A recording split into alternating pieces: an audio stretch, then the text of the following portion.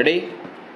Start. Secularism is defined as something concerned with the affairs of this world.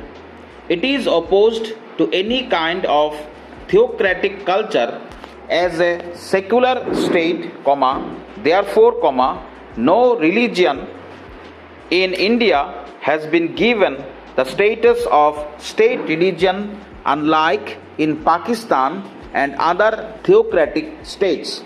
Indian constitution has ensured freedom of religion to an individual under the provisions of Article 25 to 30.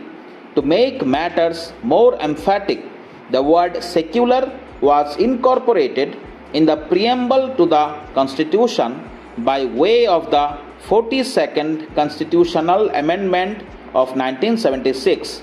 It is obvious to every right thinking citizens of India that the coexistence of various religions in India is the core of Indian polity. Sarva Dharma Samabhava concept has guided the founding fathers of Indian Constitution. Indian society is basically a religious one. The partition of India was also based on religious divisions resting on two-nation theory. The then Indian leaders did not accept the two-nation theory concept. As a result of this, the Muslims were allowed to stay in India while all the Hindus in Pakistan were made to leave their hearths and homes. Therefore, the controversy about the secularism in India has its roots in the nature of its society. Now, the question arises as to why secularism has not been accepted by various religious leaders. As the matter stands today, secularism has not caught the roots and flowered as a healthy way of social and political life. For the last over 68 years, no political party seems to have taken unselfish and national view of secularism. Today, it is not difficult to describe secularism in India as a cult of minoritism. Each and every political party has tried to create its vote bank in the name of secularism by supporting the minorities in India. For them, secularism has always served as sheer political expediency. They have not allowed healthy growth of secularism in the country. Minorities have never been allowed to merge with the mainstream of nationalism. Dalit class and minorities have been the mainstay of one single party for about half a century. Then, in 1984, the brave race of the Sikhs were alienated.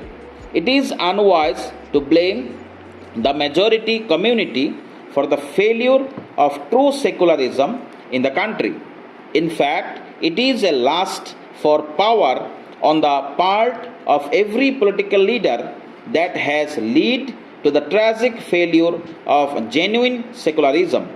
Secularism is a very noble ideal enshrined in our constitution. In recent years, certain sections of media and government have turned Hindu baiters. Hindutva is condemned in derisive terms with an intent to garner votes of other communities.